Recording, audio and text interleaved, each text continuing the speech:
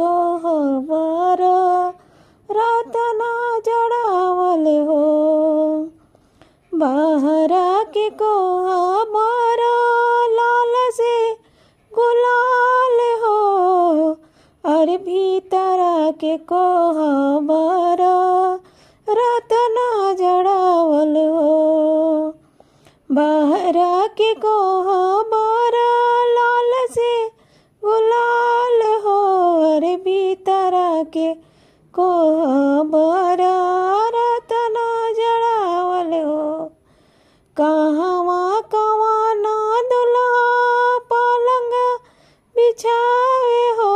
अरे कहवा कवान देई बेनिया डोलावे हो।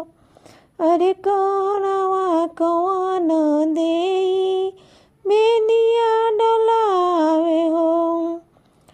अरे कम डोले बेनिया बहुत करी बात हो। अरे भौजी रौ लागेली दुकानिया आधार से। अरे भौजी रौ लागेली दुकानिया आधार से। अरे होखे दस बेर धनी लागे द बाजार हो। अरे होखे दस बेर धनी लागे द बाजार हो।